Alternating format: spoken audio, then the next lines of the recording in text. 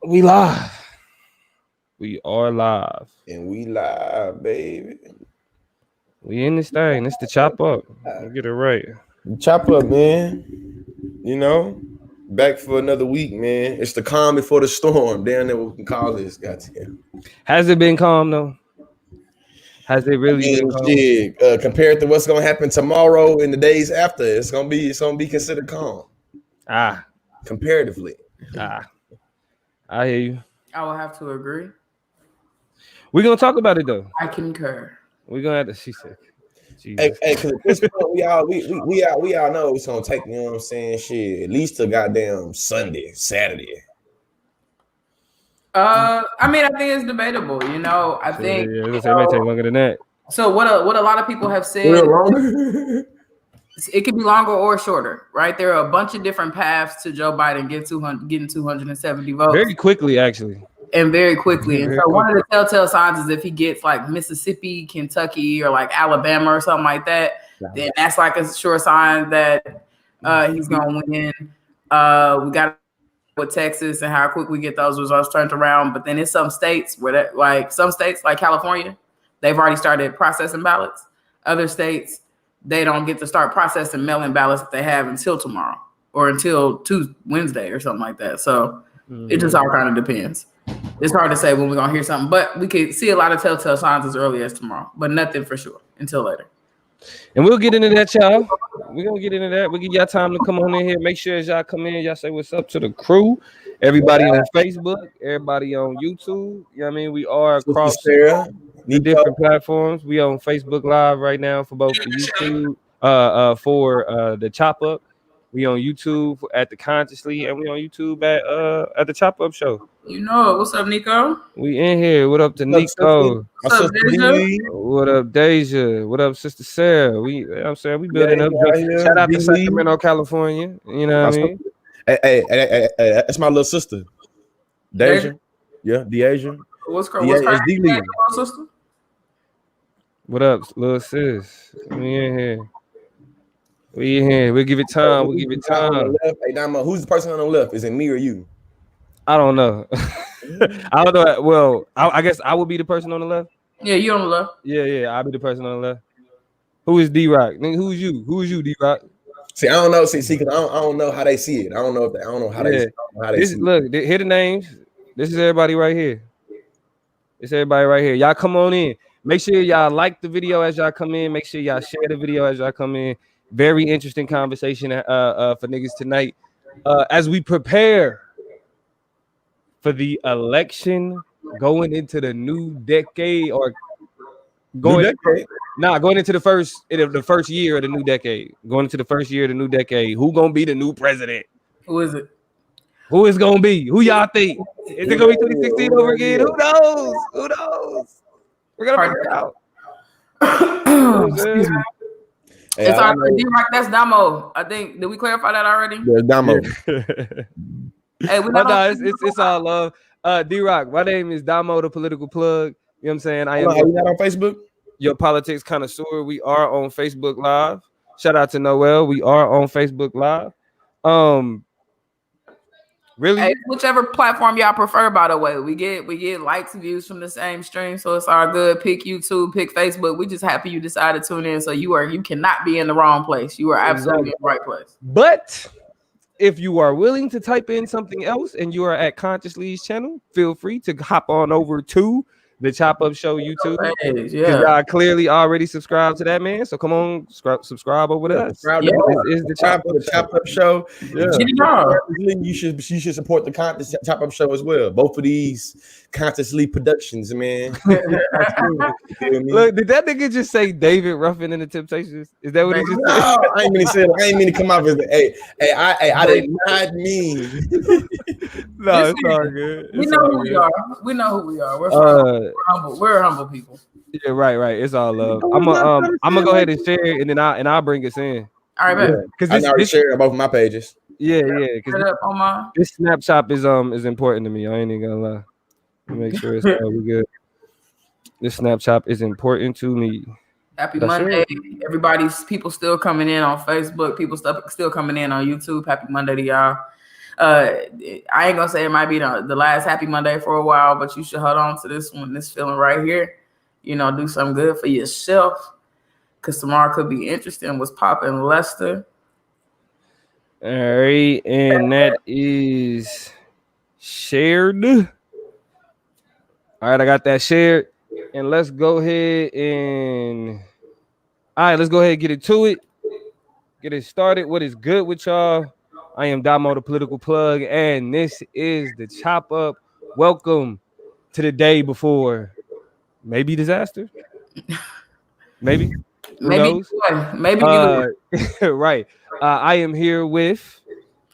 Hey, it's your girl Toya G. Happy to be tapped in with y'all Monday night. Feeling good, feeling great. Tap in. You know, in a familiar place with familiar people. Definitely appreciate y'all showing love and coming to hang out with us. You know, shout out to Mark in the comments. Definitely happy you pulled up on us.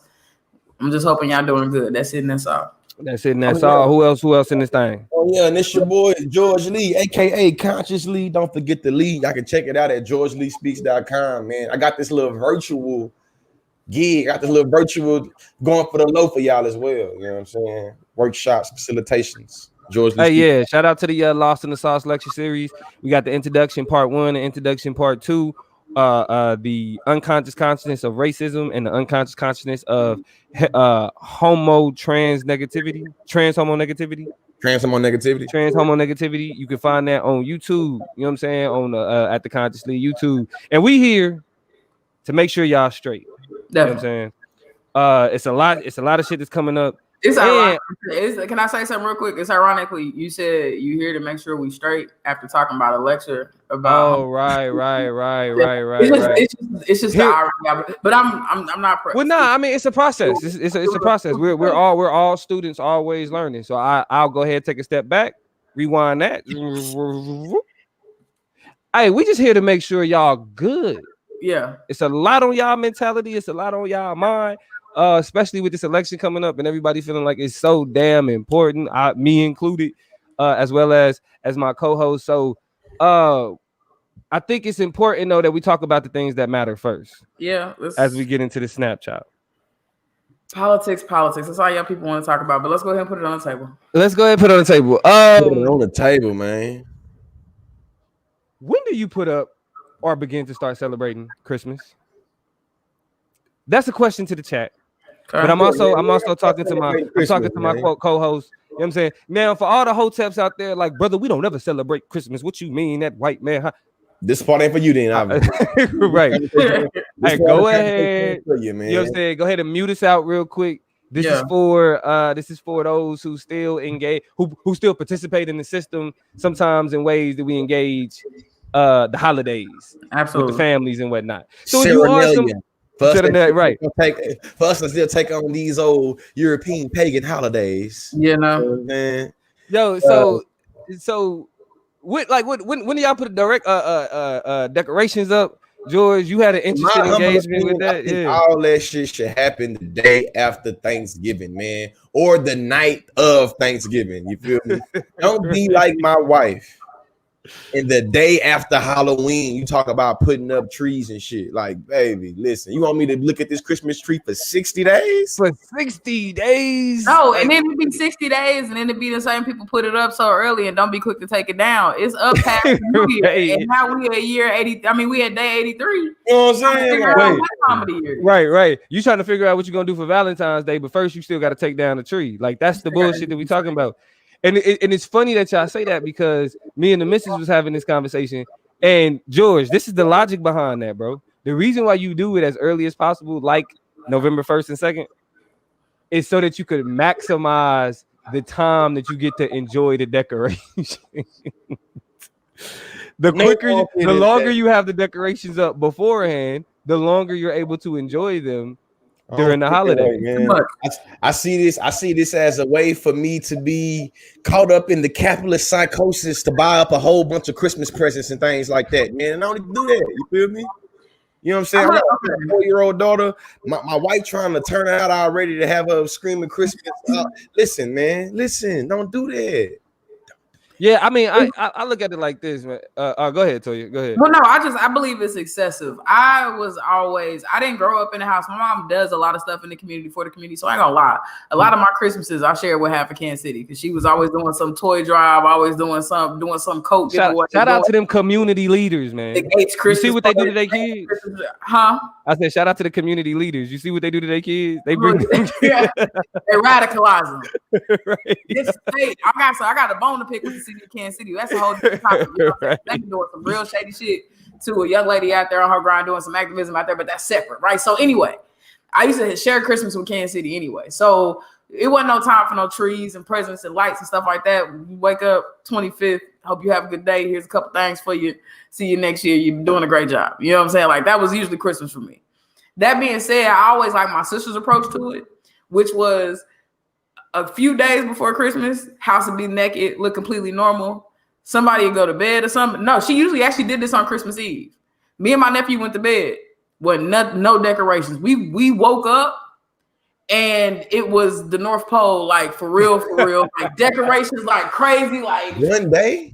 Yes, like we went to bed and overnight she transformed the whole front room. It was wild. So you like only one day worth of decorations, but I mean it's a cool way to psych out the kids. I feel like you do that any other time when you celebrating for a party or something like that. You decorate once, y'all do the sha-la-la, y'all take the decorations down. So. But all of that to say, I ain't really pressed over no decorations. I feel like this is now definitely too early. Thanksgiving got to be the standard. Yeah, I think that's the consensus. That's the consensus. Like if you do it anytime before Thanksgiving, you tripping. Which is some of these people in the comments. Let's get into these comments. Look at Alicia. Alicia.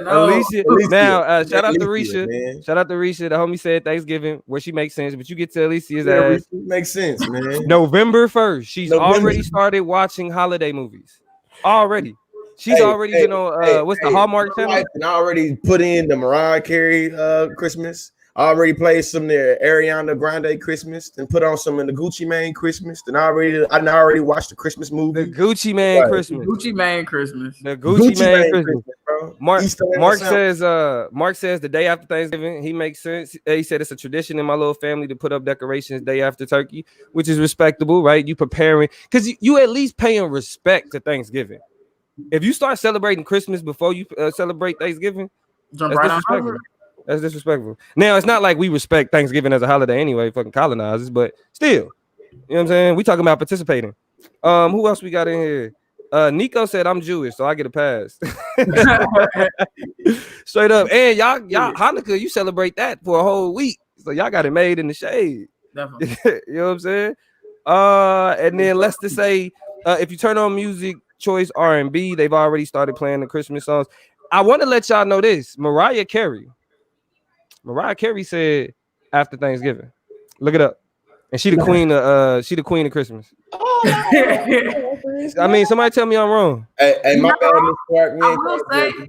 I will say I hate to, be serious, put my serious pants on here, but you realize the whole justification for moving Christmas up earlier and earlier is capitalism. Right, let's keep things in mind here. Here we go. We focus on theories of power here on the Chop Up, and one of those is the way the capitalistic system has you wanting to go and buy and invest. The first Black Friday was enough, and then of course, then you wanted to get the early kind of reminders about the gift, but the pre-Black Friday deals, and all of a sudden they got y'all Halloween, stalking these websites and trying to get these cyber deals and this, that, and the other for Christmas. I'm just saying it's a shakedown. That's all I'm saying to you. Oh, without a doubt. But fa la la to you and yours, all of those things. I used to really, really hate Christmas music. I'm starting to come around. I still don't want to hear that shit till December. But to you and yours, I'm happy for you. Just don't get caught. Don't get so like a quick before we move into the political chop, a quick when I worked at Radio Shack during it was a holiday season. You said what? I said, where is this going? But no, when you work retail during the holiday season, it's the Christmas songs. Like, and if I can go the rest of my life and never hear "Last Christmas I gave you my heart, then the very next day you gave it away." We ain't gonna get into it, but I can go my whole life without hearing that whole song. We got plenty, yeah. You know what I'm saying? without hearing that song ever again in life. Ever again in life. I was a Scrooge Scrooge. You know what I'm saying? I was a Scrooge, a Grinch when I met my wife. You know what I mean, she kind of softened my heart a little bit to guide me more because she really loved Christmas. But yeah, I was never a Christmas type nigga. We have plenty more time, fortunately, to talk about Christmas and things of that nature. So we'll go ahead and put a pin in this one. For right now, we'll go ahead and put an ornament on that particularly. And we'll come back to more Christmas conversations here on the Chop Up Show just a little bit later. In the meantime, in between time, have a lot of pressing things to talk about in terms of the next 92 hours, the next few days, at least to the end of the week, maybe even next week. And that is the political situation at hand. So we're going to turn it back over to the political plug. Go ahead and slide us into the political chop. Okay. As we get into today's political chop, I first want to start out with preparation. Now, in the culture chop, we're going to get into more of what we're preparing for, possibly. But to start out the political chop, I do want to talk about like the night before this big shit that's about to pop off, the 2020 election, Donald Trump versus Joe Biden. You know what I'm saying? The battle of white supremacy. Yeah, or who's gonna win? It's gonna be the liberal racist or it's gonna be the conservative racist. Who knows? We'll see. Right. Who knows? Racists win regardless. But you know, I think that's something that we need to be clear on. Now, to start this out, we can't have a political chop. We can't be political pundits if we don't have our own predictions. It's the night before. It's like ESPN. You know, on ESPN, you don't give your predictions until that Friday before Sunday. Who y'all got tomorrow? We're going to start out with Toya. Who you got tomorrow? Tomorrow, I have an inconclusive decision that then will all signs point to Donald Trump. The reason why is that I think in order to prove a point, Donald Trump voters are going to come out in droves tomorrow. And they've already been doing some pre-voting. I think Democrats have already gotten their voting out of the way. Now there's a lot of records being broken with this voting. But I feel like that old conservative wave, that old conservative surge is going to come. And I think it's going to come. And it's going to come in. And the first sign of it is Joe Biden not winning enough of those southern states that I was talking about earlier in the show. Kentucky, I think Alabama and Mississippi. And whatever, and so I think it's gonna be some wild stuff. Devin, I don't want to say it. Hey, if I say I'm sorry, hey, OG Dev Cooper, I'm so sorry to break it to you, my brother. Sorry, but I'm lost in the sauce of this southern political climate. I don't trust it. And hold on, what Toya? What yours is? So you saying Toya, yours is unclear? It's a 50-50. Mine is tomorrow will be inconclusive, which will then lead to Donald Trump. Tomorrow we won't know. And because we won't know tomorrow and it won't be clear cut, then I think that it'll create a world where either because those states are uncertain or because the Supreme Court will eventually intervene and break a tie that needs to be broken in some weird ass way, it's going to be in Donald Trump. So we won't know tomorrow is my declaration. And because of that, the long game, my decision is that Donald Trump is going to win again. Yeah. Copy Muy interesante. Go ahead, George. Copy and paste what she said. Oh, Jesus. Hey, listen. I think that when Trump did the flip flop on saying that he's not going to fill that spot until after the election, and then he decided to fill that spot before the election and give an unqualified ACB that spot, I think that he was already making this in game be known. He already creating the climate for us to be able to kind of question the legitimacy of any mail-in ballot. Of any ballot that's going to come that's not done in person. We know who did that in terms of the percentages. Yeah. That being said, I think that he already positioned himself to take that thing to the courthouse in Trump 2020, baby. Yeah. and I'm a Cowboys fan. As a Cowboys fan, yeah, that's why we don't want you speaking on nothing, bro. You a true pessimist. I hope the Cowboys win a lot, but I know sometimes going in they probably gonna lose. I hope Biden win, but going into this, I feel like he probably gonna lose. I'm so glad. I'm so glad as a Chiefs fan, I don't have to think about winning and losing that. There you go, Toya. There you go. Hey, not like how George do, right? Realistic Cowboy fans, but I like to consider myself one of those realistic Cowboys fans. We don't win the Super Bowl. We don't have the chance of winning the Super Bowl as much as we are led to believe. Look at America's team, man. Look, all right. So let me correct y'all. All right, Let me bring some optimism to this conversation. Yeah, Joe Dev Biden, I have hope. So you and Devin on the same way. Joe Biden will win this election. Okay, I'm saying it. I'm putting my face out there because look, I thought Donald my Trump. Bible says speak those things that are not as though they were. You go ahead. Listen, the power of life and death is in the tongue. You know, it ain't decree and no joke. declare it. Decree and declare it right now. You know what I'm saying? And what I'm saying is Joe Biden will win. The reason why Joe Biden will win is because voter turnout is already breaking record numbers. When you got more people voting early than voted at all in 2016, you have a problem. Yeah. and what we know about voter turnout numbers, specifically why Republicans are so keen to limit the ability for people to vote, why you got Republicans in Texas trying to throw out, what was it, 100,000 votes? 100,000. And they lost that, by the way. The Texas Supreme Court ruled that they can't throw out these 100,000 votes.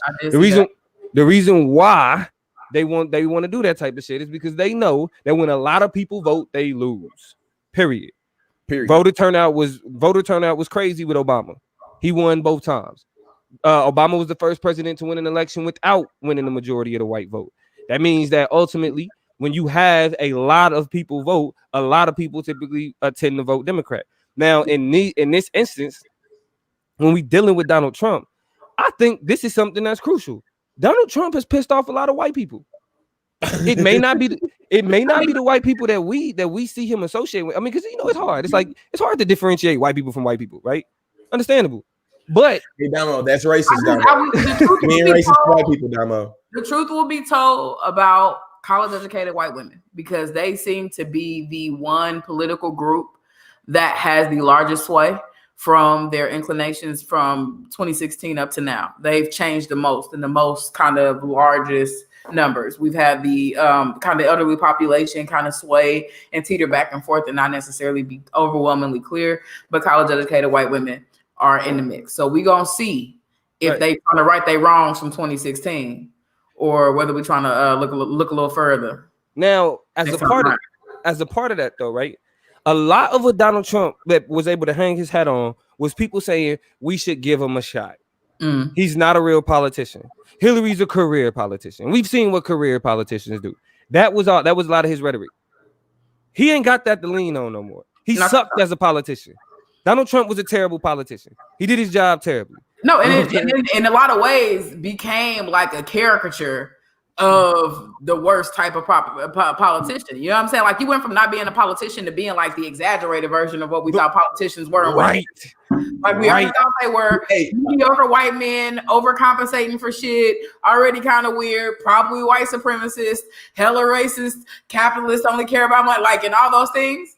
You're just like that times 10, and it's really, really fucking wild. So and so when you got, when you I've never thought about it like that, Toya. I've never thought about it like that. But he literally started in his appeal was to disidentify with politics. And then overly identified. And then he overly the phrase to this like, what in the hell is you doing? You know the phrase, George? Drain the swamp. It was drain the swamp. Get the career politicians out of there. Get the people that's taking advantage of you out of there. And then what did he do? He acted like the worst of the career politicians. So yeah, it's a lot of people that's pissed about that. It's a lot of people who felt like they let him down. I mean, like people ain't forgot that he said he was going to build the wall, didn't build the wall. People ain't forgot that he said that in terms of, I mean, getting rid of Obamacare was something he didn't do, something he need to pack the court to do. So you got a lot of broken promises, and then it's a lot of lies associated with his tax plan. We know that it clearly only had a greater benefit for corporations. You know what I'm saying? So it's a lot of white people that's pissed, and it's like, yo, we gave you a shot, and that was trash, and now those what they saying is that those Obama voters that switched to Trump is more likely going to switch back to Biden because he does represent more of that moderate, you know what I'm saying, progressive nature that they more comfortable with as opposed to running with a Bernie Sanders or Elizabeth Warren. So yeah, I think Biden, I think he's cool. Let's do a tally real quick and see what these people said before we slide around this topic. The comment section jumping right now. Let's do a shout out to everybody popping in from TikTok. We see y'all woke talk in the building. Felicia said was popping. We gonna go up. Let's see. We know Devin is going for Biden. We know Damo's going for Biden. Nico said, God willing, Biden's gonna win. Okay. Mark said, whatever happens, we all lose. Warren said, if we didn't have out midterm elections in 2018, I'd be worried and said that Trump will win. But folks showed up in droves in 2018 and voted Dem. So Trump has a record now. Yep. And so are we saying Democrat? You think that's a vote for Democrat then? So that's 4? Yeah, that's for because when she says that Trump has a record now, she's saying that a lot of it was Hillary didn't do anything. Yeah. Hillary been, you know what I'm saying? And so so when you look at him, he don't get a benefit from that. What Tristan said, or Nico said, God willing, Biden will win. Tristan said Biden will win. I'll take bets now. So Tristan trying to take people money. So Tristan on 5, running gambling. Mark said a Biden win isn't a win for us. It's just the lesser of two evils. Is that a win? Yeah. Shit. Like if you get the less evil of the worst evil, I think this is a little better off. Devin said Long Beach will pop tomorrow. Yes, I do believe so. Torrin said Joe Biden has built a coalition, have folks crossing party lines to vote for him.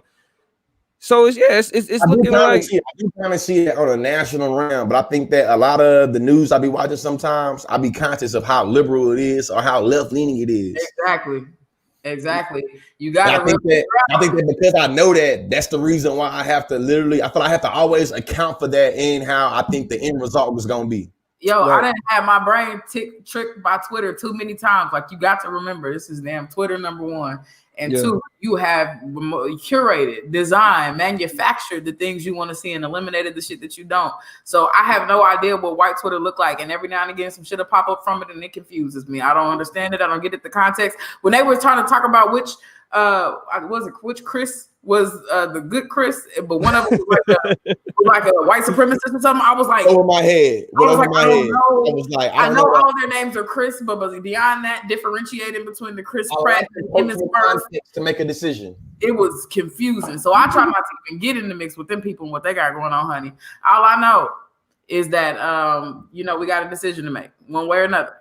Hey, so as we prepare to make this decision, and as we prepare to deal with the results of this decision, to get through the first part of this 3-part political chop, I do want to give a shout out to Smart Black Man at Smart Black Man Adam Jackson, Leaders of a Beautiful Struggle. He had a post on Facebook that I felt that was extremely important in terms of preparing yourself for this election. So let's get it. He said some 2020 election commentary for Black people in preparation of the dumpster fire that will be the next month or so. He starts off with, above all else, remain calm, drink water, eat well, and take care of yourself as much as you need to. The pandemic, the constant news coverage, racial unrest, and just being Black in this country is stressful enough. Don't feed the hype. Nourish yourself, your family, and your community. Above all else, know that we still have to live our lives after all this shit's over with.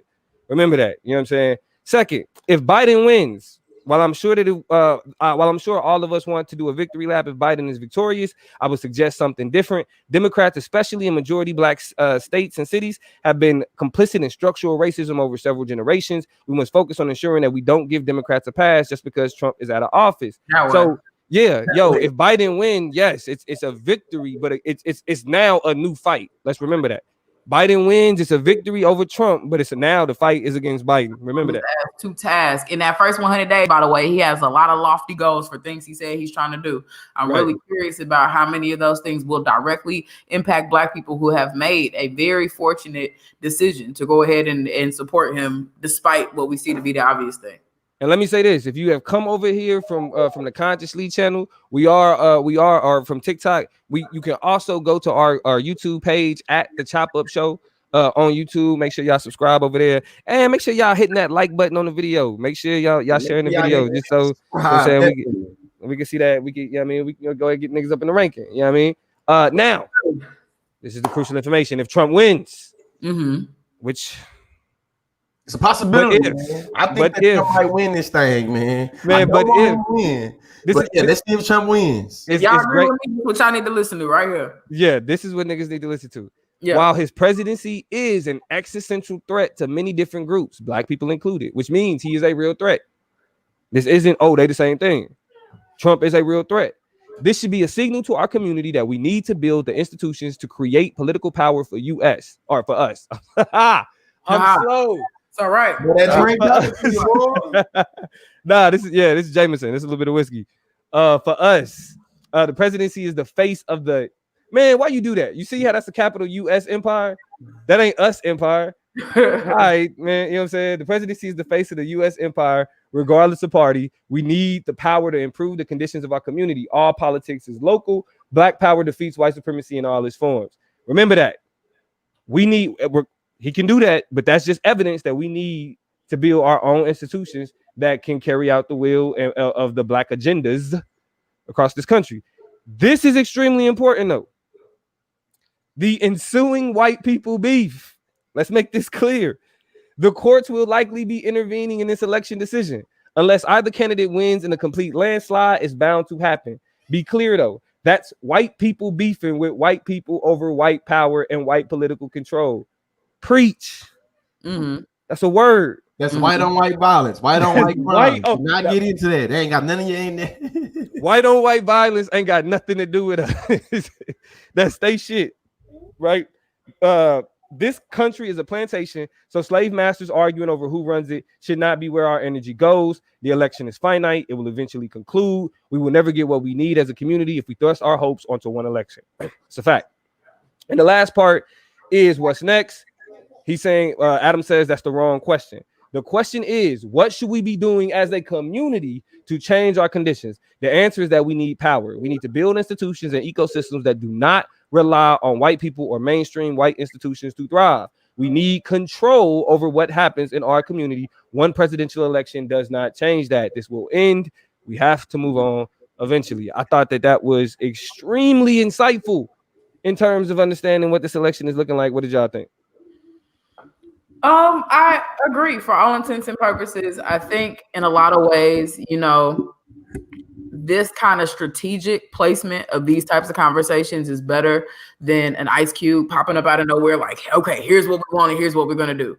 Like, this is planning for different situations, different circumstances. Hold Joe Biden's feet to the fire if he does get elected, and this is what we need to be demanding from him. These are the plans that he said he's going to make. I want a first 100 days. I want to by the midterms. I want these types of conversations with these types of benchmarks, right? Then now we're talking about something. And if Donald Trump wins, then we need to really rally up the troops. Now, I think and really get Black people mobilized and organized in a meaningful way. And that's going to take a very dynamic and elaborate orientation toward this conversation by Black people who are on the same page about shit.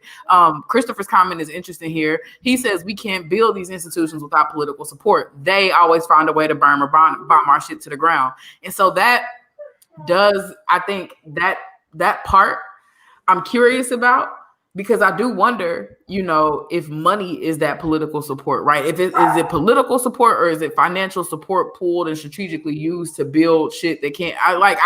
That's where I'm kind of back and forth. Like, what does it mean to have political support but not be wound up and bound up in the same issues that have us, replicating the same issues we've had? Is it political support that we need, political capital that we need, or is it actual material capital that we need? I'm sorry, y'all. I got my little shut up weapon from my dog who's really barking in the background. But which one is it that we need? And she ran back in here too because Dominique is a trip.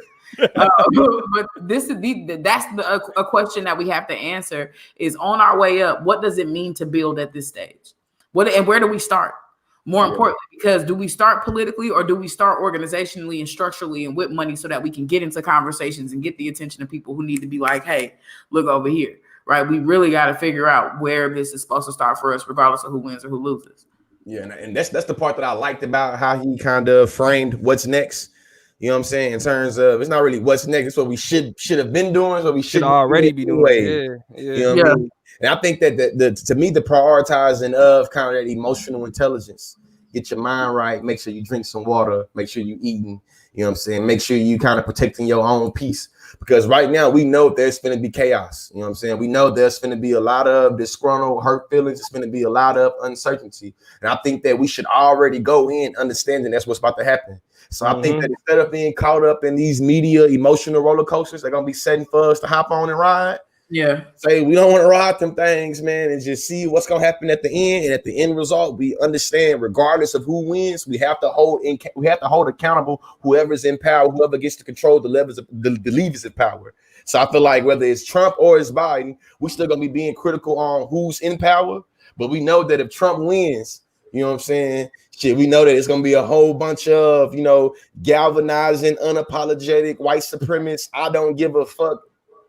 Whatever he want to do. Whatever, yeah. Not being reelected. Yeah. All right. So yeah, that was a part of election prep. We're gonna get more into, you know, getting ready for that election in a moment. You had something you was gonna say to you? No. So I do want to get into this next story though to kind of keep it moving. The next story in the political chop is Wayne's goofy ass. Mm-hmm. We talking about Lil Wayne. Yeah. Recently came out. Yes, we touching on it. Yeah, we talking about Lil Wayne. Should we be talking about Lil Wayne? No, we shouldn't be talking about Lil Wayne, but we're gonna talk about Lil Wayne. Nah, but you know what? I think we should be talking about Lil Wayne because I think this is a great time for us to talk about how politics always position black people's entertainers as being our political leaders, and it's a great time to try to eloquently speak to how they gotta stop doing that shit. You feel me? I think that when I came across an article that said that motherfucking James Brown endorsed Richard Nixon for presidency.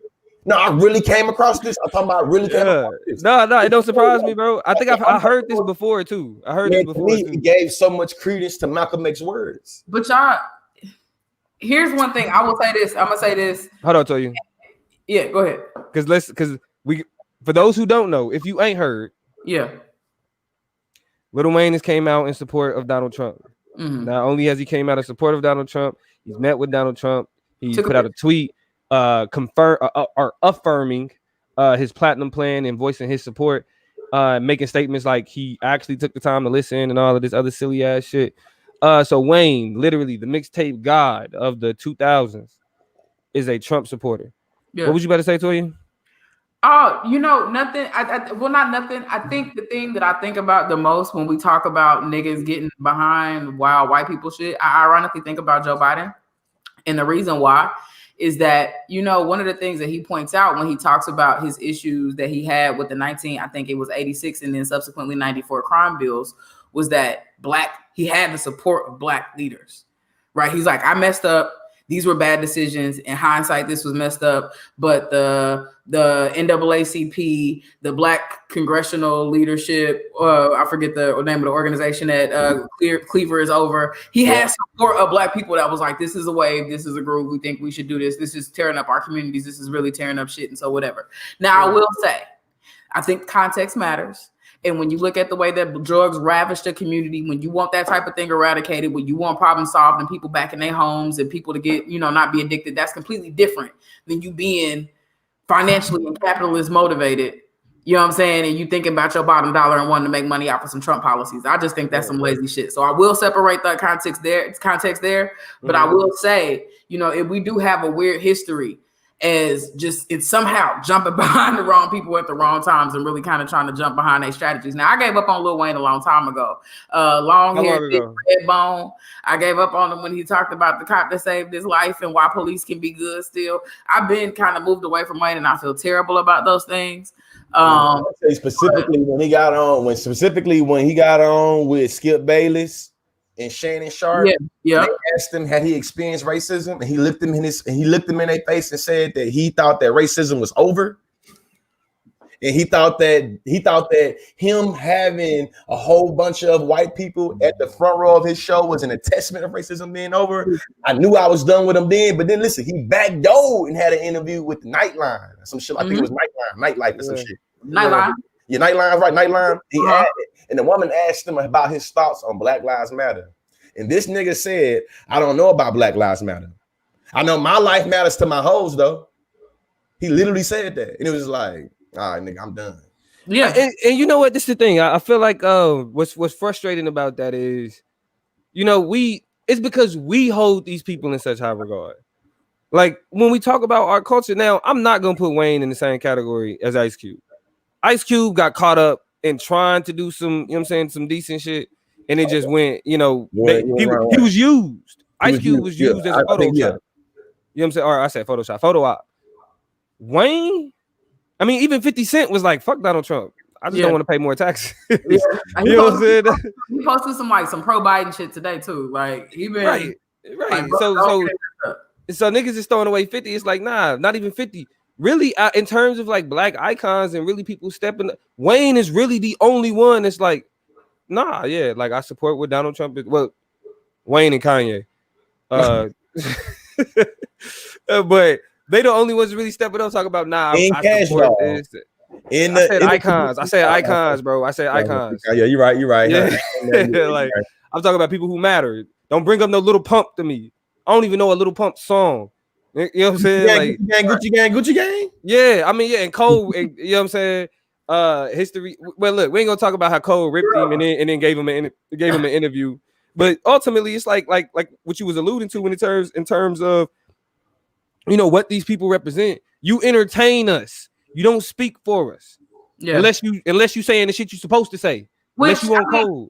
Another stark difference that's important, Christopher points out, is that, you know, Ice Cube never straight out, you know, endorsed Donald Trump. And let's be honest. He never did. Not once. And he was an opportunist, right? And opportunism is complicated and almost just as dangerous as a flat out endorsement. So don't get that messed up. Don't get it twisted. Right. But he was just like, I'm talking to the person talking back. And I think that's a fair metric for how we start to get conversations going and get people to a table. That's respectable. But he also was caught up in a lie, though. He also was caught up in a lie and saying that Biden camp was not trying to speak with him, but we found the receipts to show that Kamala Harris actually did reach out to him and try to have a conversation with him, but he declined because he thought that would not be productive to have a conversation about Black America's plans with other entertainers. I mean, that you know, that is what it is. Kind of like, bro. So what was the point of you saying that and making it like? Why did you create this narrative? Is it they told you to wait and they actually didn't? Yeah. It's one of them things to where it's like, you know, like them guys like Q get a pass, 50 Cent, you just don't take serious. He a troll. Yeah, like he a troll. Yeah, whatever. Like he was trolling, and that was when trolling goes bad. Yeah, that's really just what that was an instance of. But I think ultimately when we talk about Lil Wayne, I think it's safe to say, do I say that Wayne is canceled? I think that's nah. I don't say cancel. He just doing like he's just, you know what I'm saying? Yeah, like, I mean, because you was never in that role. Oh, what, Toya? Yeah. What? Toya? What? Do you fuck with cancel culture? No, I don't. Because look, we revisited the conversation of celebrities and they roll and speak. I mess with adjusting my barometer for tolerance of you based on the things that you do. I don't think that I can ever cancel you. I don't think that I can cancel in a lot of ways as much as I like to R. Kelly, right? Because of the way our culture is created, the way things are embedded, they're like small tinges of things that will just ever be present. So canceling, there's no such thing, really. Yeah, can't. Yeah, say that I can absolutely adjust my tolerance, my relationship to, and I hate to do it, but it's just like I can't. Like I wouldn't tolerate a white person in my vicinity. Like I'm a Donald Trump supporter. Like I get irate when I drive around people with Donald Trump bumper stickers because I'm just like, you are a hateful person in this. You gotta be. You gotta be that right now. So if I wouldn't, yes.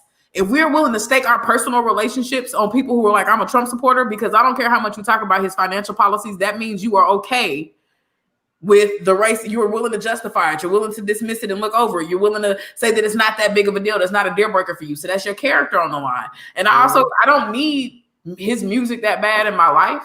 I mean, you got a point though, because I don't listen to Lil Wayne no more though. So when you say, so I'm thinking like cancel's like I'm not gonna fuck with him any more than I was, or then you was already. I wasn't, because I already wasn't really fucking with him. So it's like not unique. Yeah, Wayne had already had his twilight. He had reached he was in his twilight years anyway in terms of being like a leader of the culture. But I think the biggest thing that I speak to, I think you're right. It's like, character matters and how you implicate yourself in that type of shit. Yeah, I got some boundaries, and motherfucker, you crossed the boundary. It's too many times with Wayne too that I've been like, well, I ain't gonna trip. Well, no, I ain't pressed. I ain't gonna let it. That's colorist as hell and unapologetic. That's weird as hell. That's skeptic, but I ain't gonna be pressed. Okay, police thing, I'm gonna just forget about it and go ahead and sing this Ice Cream Pay Job remix. Like I've done a lot of work for this nigga. I'm done. I'm done. Hey, I bought a case like, and I say this, and then we'll get to the last part of it before we get to the last chop, and we'll touch on that other one quickly. The next part of this, is definitely. I just want to talk about it real quick because we all know that this is fucked up, but Dave Chappelle became one of my favorite comedians making this joke right here. He was talking about what happened after 9/11. He was talking about celebrities. I think it was I forget the name of this stand-up, but it was one of Ja Rule. yeah, bro, yes. The nigga was like, you know, MTV was like, it's too much on black celebrities. It's too hard. He was talking about how hard it is to be a black celebrity. He was talking about how when 9/11 happened, MTV was like, we got Ja Rule on the phone. And it was like, Ja, you know, tell us how you feeling. And like, and what Dave Chappelle was pointing out was like, yo, who the fuck after some planes flying into a building is like, call Ja. We need to know what Ja Rule is thinking. How is Ja Rule? We don't give a fuck what Ja Rule think about after 9/11. Yeah. We don't give a fuck about what Lil Wayne think about in terms of an election and who we should vote for, nigga. You are Lil Wayne. You know what I'm saying? You are I mean the mixtape guy. Like you took the mixtape game and you ran with it, and you had bars and you had all of that other shit. Your influence just to get a check. You can't vote. Like you a convicted felon, you can't vote. Whether you in New York or California, you cannot vote. So I'm not saying that people that cannot vote cannot get in the part of the political process, but it's obvious when you being used as a tool. You know what I'm saying? In my opinion, it's like, hey, fam, we know you was caught up in how you was reading them contracts with old Birdman. Yeah. Now you're gonna fake the fuck with us and act like you didn't read that little. Come on, man. Stop playing. Hold on, hey, but you know what? We can give got a whole lot to say for being in a bad financial arrangement and situation with Dan Birdman for so long. Like you not the person, you're not the point person on this issue. Now it was only 2 pages, so he probably read it, but that's definitely a valid point. The last thing I want to touch on in terms of this, in terms of this political chop, and not even really to make it too deep, but I just want to speak to, and I want to get y'all opinion on that, on the this shit with the officer that was a part of the raid that killed Breonna Taylor, the officer that got shot, in the raid that killed Breonna Taylor. He is suing Breonna Taylor's boyfriend for like pain and suffering, that type of bullshit. Now, what I want to say is this real quick. I'll just say this, and then I'll let y'all speak on it, and we can go ahead and get into the social chop. This is exactly why that the compassion. I have so much respect for black people, because when you look at what happened with the brother that just got killed, was Walter Wallace. Walter Wallace. He was having a manic episode, dealing with his bipolar issues. And he was killed by police officers. His family has come out and said they do not want, you know what I'm saying, people protesting, people rioting. They don't even want the officers to be charged with murder. Mm-hmm. Right? This family is recognizing the climate of this country and saying our personal hurt, our personal pain should not fuel that fire. Yeah. We don't want riots, and like we don't want the police hurting people in our community. We don't want, you know, people tearing down things in our community because of what happened. It's a tragedy what happened, and we sad that it happened. But please, let's not go in that direction.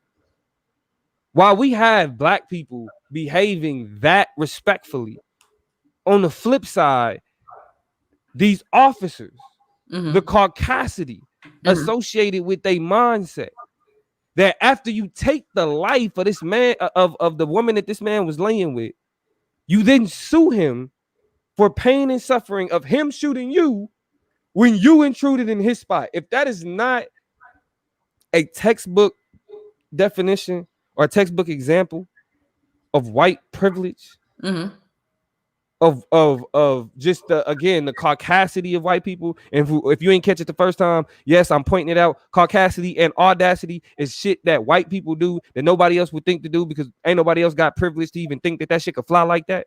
No, quite fly like that at all. You know what I'm saying? But that's what we dealing with. So I can get y'all opinion on that, and we can go to the next chop. Go ahead, Toya.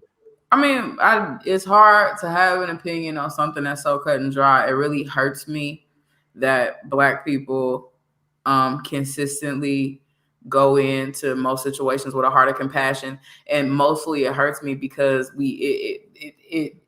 times are necessitating that we act out of our nature. And sometimes as a people who at our heart and at our core are good people, are loving people, are communal people, are people who want to bond and grow, who take that orientation toward collective knowledge building and seeking, and want to just really take a tribal orientation toward building civilization, right? We do that. And so we want to apologize, and we want to bring people back in, and it plays us every single time. It's in our innate nature to be that toward people, and even toward the other and other. But people don't take their otherism in that same way. They make us a other, and that we automatically become enemy. And so we can't move with those same politics, but we do it every time. And we got to start playing that game. The same way we talk about what the Democrats need to be doing, quit playing soft and start playing dirty like the Republicans and the conservatives.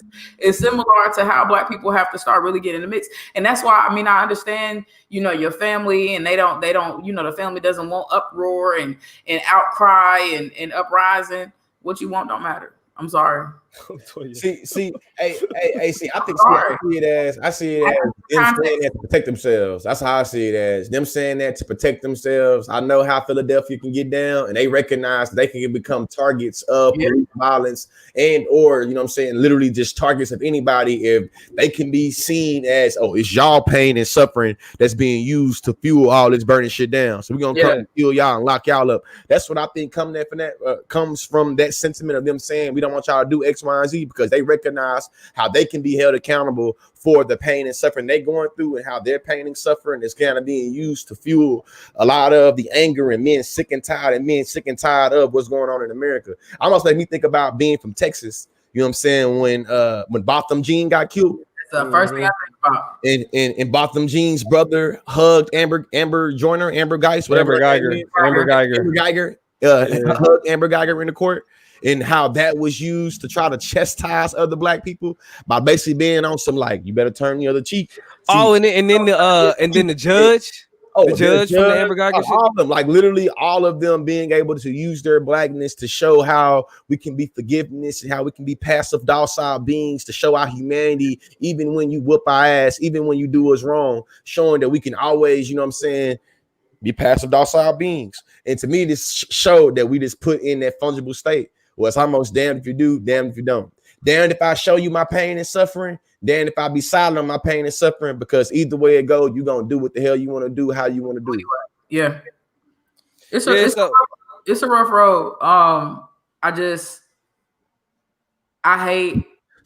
really hope that with the failures that happened with the Breonna Taylor trial, that this whole lawsuit thing, I really, really hope that this don't go no further. Don't go nowhere, a whole bunch of bullshit. The fact that it exists, the fact that, you say you traumatized, so in relationship to that, you want to re-traumatize this man. Like, all of that shit just so wild to me. You know what I'm saying? Nah, I hate that that's happening down there. It's self-centering too. It's so self-centering and showing how that when he went in and doing the job, even how he thinking about what he did and the impact of him doing this job, taking people's lives, he still is centering his own pain, suffering, and trauma in terms of what happened. So fuck Kenneth Walker. Fuck how you literally criminalized him after his girlfriend was murdered. Fuck how he ain't got no charges being, brought against him, but you still think that he should be held accountable for your pain and suffering, though the ballistics show that there was no guns pointed and shot at you, that there had to be some type of self-fire or friendly fire that led to your wounds. It's like there's a lot of fuckery here, a lot of anti-Black gaslighting, monetization of Black people suffering. Yeah. I want to tap a comment since we kind of wrapping up this real quick. Christopher says, what if no one died, but Kenneth and Breonna got shot? Would they have even have grounds to sue? No, this officer was probably out of pocket. No lawsuit to be had. You know what I'm saying? If both of their lives was taken. So that's clear what your goal ultimately was. And since you didn't reach that goal, you're down to take all punitive damages as much as possible. And that's so wild to me. Ethereal Beauty says Zimmerman sold the gun he used to kill Trayvon Martin. Like, imagine your white supremacy elevating your life like that, right? And that's what's so wild. Y'all still win. You still eat. I mean, the comment, and I don't wish death on nobody, so don't get it twisted. I just don't move like that in terms of karma in the world. But one of the questions I have is, a lot of good niggas died, and George Zimmerman still around with his life. It still is moving around out here. Still moving. It is mind blowing just a little bit. Other folks that says some interesting things. Everybody's saying interesting things. I'm gonna just pick out a couple more comments. Straight up though, anyone can sue, Black or white. Just saying, we're always expected to be forgiven. Definitely shout out to Russell, appreciating us giving different perspectives on these types of things. Tiffany says the failure of taking the high road is what brings riots and protests, etc. Because you are damned if you do and damned if you don't. So we feel like we might as well do riots, protests, and retaliation because we lose. So go ahead. We tore up your shit along the way. I'm really down with that. A phrase my coach used to say is, if the Titanic is going down, why we stopping the band? Go ahead and play till y'all can't damn play no more. Ain't no reason to cut off the music. We are gonna sink in this mug anyway. Marion with the real question. I'm gonna go ahead and spit some tea on this real quick. Marion asked the question, where the fuck is the NRA? And that's a great question. Tell me why it would not be strategically logical, especially at a time when Donald Trump supporters think they trying to come and take away their guns, for the NRA to not jump on the side of Kenneth Walker and defend his right to defend his territory, defend his home, to have that whatever, and have the NRA be like, look, we're not as bad as we seem. You should support the NRA in the way that we look at guns and gun policies, which directly correlates to conservatives. That could be a strategic play. They ain't trying to do that. It's too much like right, because that means you would have to defend a black man and his right to use a gun, and they ain't happening. They don't. Yeah, you're not gonna hear nothing about ideology, man. Because they could did it for Philando Castile too. They ain't want to do it then either. They ain't hearing nothing. You know. But for the stands for niggers, rifles allowed. No. Nigga, that's NRA. Nigga, NRA. But look, for the second time, we'll go ahead and close out of that political chop. That was a long political chop. But we can go ahead and transition over to the culture chop or the social chop. We get into it's the social chop, right, Toya? Yeah. All right, yeah. So we're gonna go ahead and transition over to the social chop. Toya, you got a crucial question. What is this question? Question for y'all. I need to know from y'all in the comments. You know what I'm saying? I really want to hear from y'all what y'all seeing, what y'all hearing. Over the past, I say 6 hours or so, maybe 7. I've watched a trend in my timelines on both on Facebook and on Twitter, and even a little bit in my Instagram stories, with different post stories, infographics about what people should do tomorrow because it's about to go down, allegedly. So my question to y'all, is the Civil War coming tomorrow? What y'all think? is the new Civil War coming tomorrow? I think it's gonna be all right. What's Civil War 2.0? Is it coming, people? Is that what we talk about? I want to hear from the chat though. In the chat, is Civil War 2.0 coming tomorrow, regardless of who wins? Yeah, Russell Grant says nope. Elaborate, Russell. Why you feel like this is overblown? Why do you think this is an exaggerated expectation that people are kind of having? Because when I say this, by the way, I don't mean it's just timelines. I mean, I've been watching CSNBC. No, I've been watching CBSN all day. So my little news network that I kind of keep an eye on, that I like being in the mix of, and they've been talking about that since about 3:00, that it's about to go down, chitty chitty bang bang. They okay, so Hollywood, in both like Hollywood, downtown New York, like Manhattan, all of that, downtown Manhattan, all that shit. They're boarding up shit. They're already starting to board shit up. New York, I seen DC in New York already. You said what city you just said, Damo? Out here, California, Santa Monica, Long Beach. Long Beach is shut. You know what I'm saying? Like they didn't. I'm in the county of Orange, y'all. I don't know what to expect from these people. Now I'm in northwestern Orange County. And so that's a little bit closer to LA. That's a little bit closer away from a lot of the crazy Orange Countyans y'all see on the news and shit. I'm a little bit further away from them, but that don't mean I'm far enough. I'm still in the county of Orange. So I'm really interested to see what I might hear and see. The pop, pop, pop, pop. They got them. They got the Trey said they got DC set up like the Purge about to start. My wife said the same thing. Hey, on TikTok, I seen some videos of DC. I seen like 3 different people in DC. Like, man, they finna get ready. They getting ready for war in DC. It look like they barricading buildings. They doing this. They doing that. It's like, man, we know y'all set this motherfucker up. Listen, it's the Y2K bug all over again, man. I'm gonna tell y'all like I told my niggas on TikTok. Okay. The people that was literally drinking bleach when Donald Trump said that that disinfectants and shit, niggas that was chugging Lysol, that's who we worried about. The niggas that's shooting up Clorox. Yeah, they're. I like our chances. About the motherfucker that drove, the people that drive 9 hours to go shoot up a Walmart. I'm worried about the motherfuckers that are, going to. Kyle Rittenbaum drove over state lines to go get it. Talk to me. But hold on, but listen. We talking about Kyle Rittenbaum and all, and Kyle Rittenbaum was an example of reactionary violence. What the people that drove to the Walmart to shoot some shit, yeah, okay, that's definitely understandable. We're not talking about that though. Those acts of violence, that's terrorism. A civil war, yeah, I mean, yeah, that's white terrorism, and we've been dealing with white terrorism. But a civil war literally has to do with a faction being organized and competent enough to become their own entity. Hey, and that's How the hell you? Hold on, George. How you doing a civil war against your own shit? You still control all the shit. White people still run everything. What the fuck are you fighting for? I mean, I know a civil war is like internal war, right? But you're not losing nothing. Donald Trump getting out of office don't change the foundation and the system of white supremacy in the United States. Nigga, your white privilege still exists, white man. That shit ain't went nowhere. You ain't got no reason to tear shit down. You still run shit. Like I'm confused. But, I mean, you know, I think white people have torn up shit for lesser, right? I'll give you two prime examples that we always look to. Even during riots that were not about their rights and liberties over this summer, a lot of the culprits of property damage and all types of tore up shit was who? White people. When you think about these sports riots that have happened and all the shit that gets torn up when your favorite team wins or does something cool, who tears up shit?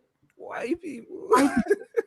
Or they're more than happy to start it off. So I know you want to be like, but it's yours, but they don't give a shit. They only care when we go tear up their shit. Then all of a sudden it's something to talk about. Then all of a sudden it's something to point at. But when it's their shit, if they're upset, they don't mind because they know they're going to get that shit replaced and put back tomorrow. So that's why I see it as being like small temporal instances of violence that I hope not too much bloodshed happens and not too many people die from. But I was reading a little Calvin Warren today, and I find myself kind of thinking about that letter to Birmingham from Martin Luther King. And I really do believe at the end of the day, it's like, hey, man, like in the words of Abraham Lincoln, whatever to preserve the Union. Whatever to preserve the Union. I think at the end of the day, it's some things that Afro-pessimism just right about. And I believe that liberals and conservatives all believe in the social order of America.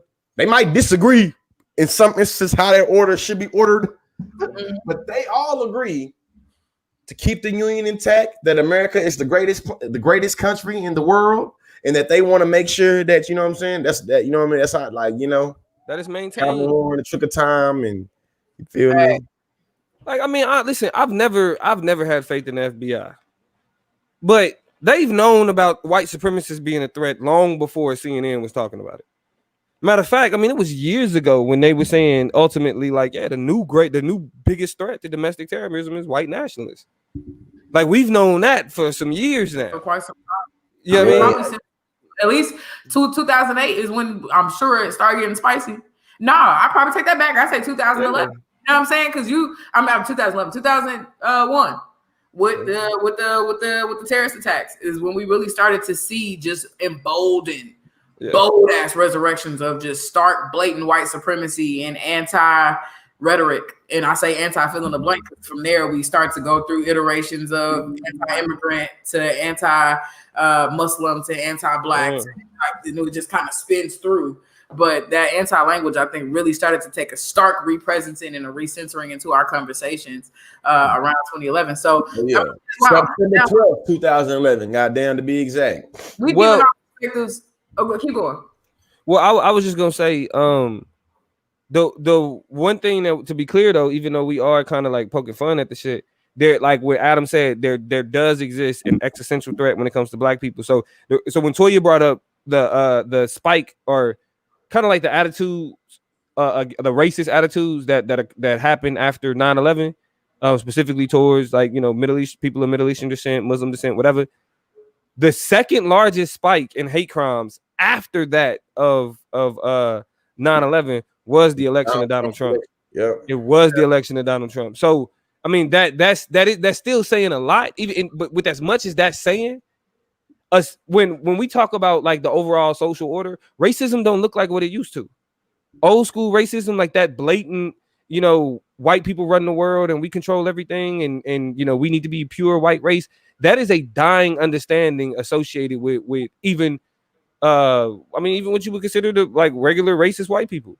Yeah. Like, because ultimately the danger of racism doesn't lie in the extremes, it lies in the normalization of the racial hierarchy. The literal normalization. Yeah, the normal shit. Not that the crazy people. The shit.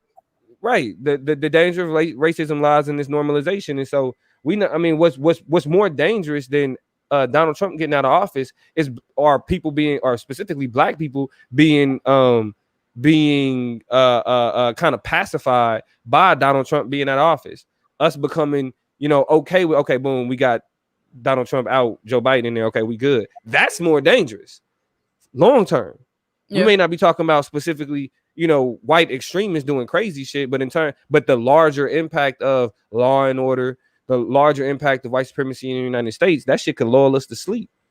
Yeah, and I think the last thing I say on it, I think that for me thinking about this, the damned if you do, damned if you don't type thing, this has really nothing to do with Civil War, with just how galvanized anti-blackness violence can be against black people. I recognize that it's gonna be a damn if you do, damn if you don't thing when it comes to black people, and you know what I'm saying, especially at the end of this election. If Donald Trump loses, there's gonna be a lot of random, spontaneous acts of violence against groups of black people because black people are gonna be blamed for Donald Trump winning. I mean, for Donald Trump losing. Mm-hmm. If Donald Trump loses, it's gonna be spent some type of way that black people didn't vote enough, for black men voted for too many black men voted for Donald Trump, or it's gonna be spent some type of way to blame black people one way or another. And that's the part that made me be like a little weary, like, damn, boy, damn if you do, damn if you don't, for real out here. Right on. Well, I will go to these comments, tap in with a lot of folks who are giving their perspectives on how things is playing out. Russell says, no. Casey says, hell nah. And this is answering whether or not we in tune for a civil war. A lot of people say hell no, but Ethereal Beauty says okay, but remember what happened in Charlottesville, and I think that's important, right?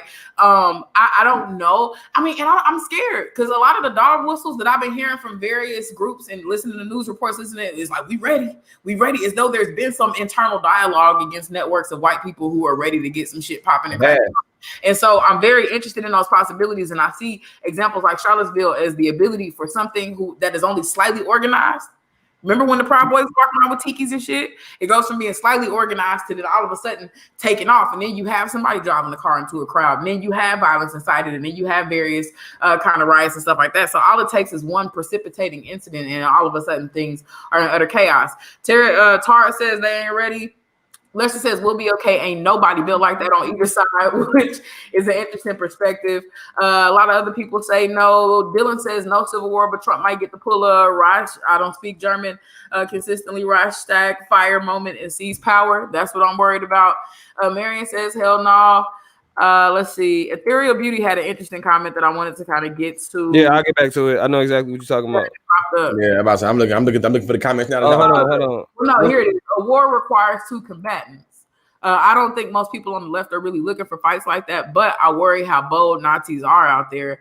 Get home before the streetlights come on, which, yeah, I think you should definitely treat things like a sundown town. I'm not telling you to go watch the news because that could be either real depressing or real misleading for you, and we don't want you to get no trap. So I ain't saying go watch the news. I think y'all do better off getting y'all news from like Twitter and TikTok. Goddamn. Okay, and see, Torrin has a comment that I want to kind of tap in on. Torrin says, yes, I do believe so. My friends in the FBI is telling me that they're watching these folks closely and they are serious. You see what they did to the Biden bus down in Austin. These folks are serious. If you are willing to attack and antagonize a campaign bus, y'all saw them the Trump cars, the Trump SUV. Yeah. You didn't see them?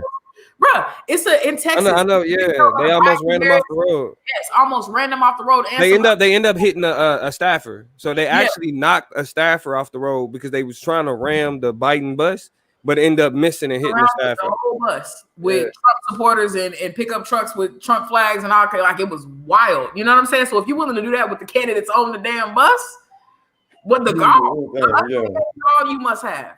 Y'all remember they trying to kidnap governors. Like I'm concerned, and I don't want to put nothing past nobody because Governor Whitmer was almost out of there. Toya, where you from? Of Michigan. Let me ask you this: where you from? Yeah. Where I'm from? Yeah, I'm from the town, baby. Kansas City, Missouri. From the town. What's the nickname for Kansas City? Killer City. Please. This. Like, y'all niggas want to run around talking about guns like we ain't got none. Like, what are you talking about? Y'all think we only know how to shoot each other? Like, nah.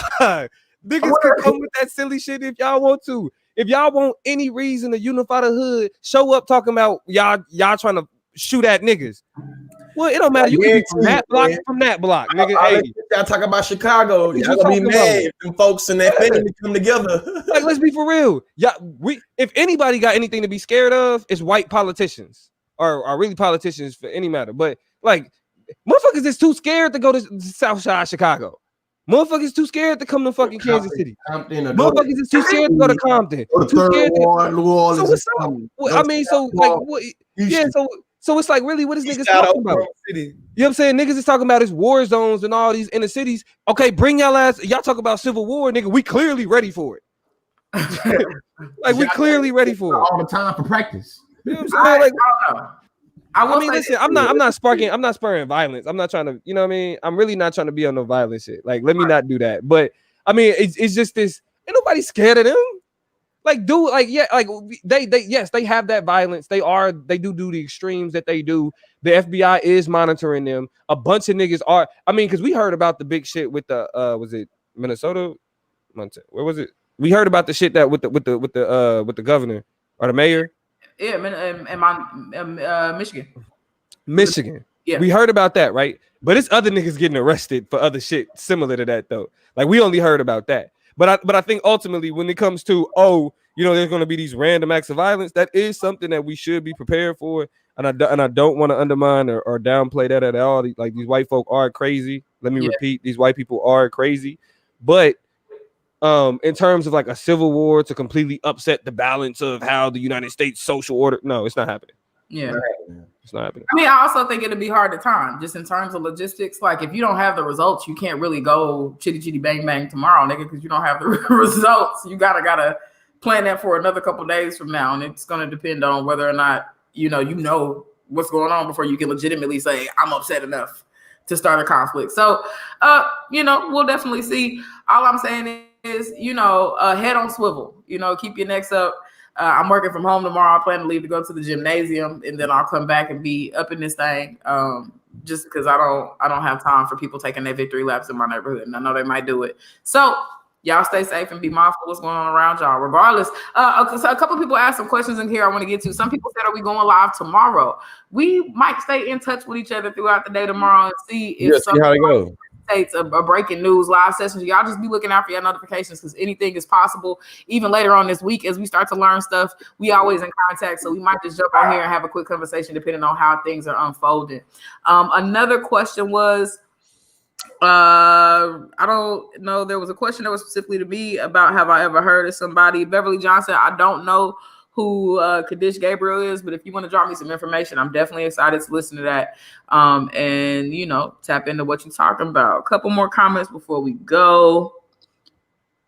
Shout out to Melvin, appreciate the Essence plug. Shout out, we had an Essence plug, so both me and the Political Plug were recently featured in an article or a documentary rather about political divisiveness. If you go to my Instagram, the first post that you'll see is a link to that information. So go check out that Essence documentary that was produced, assembled, curated by a wonderful journalist by the name of Sophia Dennis.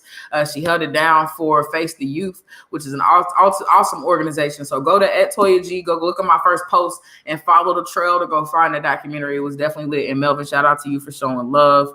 In case shout out to Melvin. What you call Damo? Making sure y'all's ads, because we got people asking y'all TikToks and y'all what you call as well. Yeah. So before we get out of here, man, hey, y'all let us know. Go ahead, subscribe to the channel at The Chop Up Show on Facebook, at The Chop Up Show on YouTube.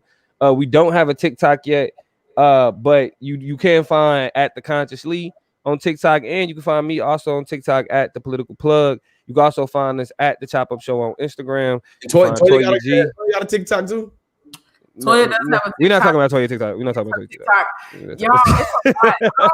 Listen, these brothers right here, look out, they're adorable. They're handsome young men. They're married, so leave them alone. But don't you just love seeing their faces? Me, I be in the cuts. You know what I'm saying? I have little sidebar conversations. I'm more of I'm in the mix. But My postings are gonna get better. That doesn't mean anything. I got some encouragement, I got some motivation for y'all. I got some new ideas coming with HD to end out 2020 and then go into 2021. So y'all stay with me at Toya G, at the Political Plug, at the Consciously. Y'all know we're gonna come up with some hot stuff. And more importantly, go follow at the Chop Up Show on wherever you need to find it. Go follow it. Go subscribe to the shows on Apple Podcasts, on Spotify. Radio, Blog Talk Radio. You do not want to miss out on what we got cooking with the show. I guarantee y'all it's hot. Thank y'all for tuning in. We might go live tomorrow, so y'all stay tuned. Pay attention to the notifications. And regardless, if y'all haven't already voted, go ahead and make sure people keep their 6 feet. But go ahead and drop that ballot. And if you don't, it's no judgment. You know what I'm saying? Just have a justification and a reason for moving how you move and doing what you do. Because ain't no judgment here.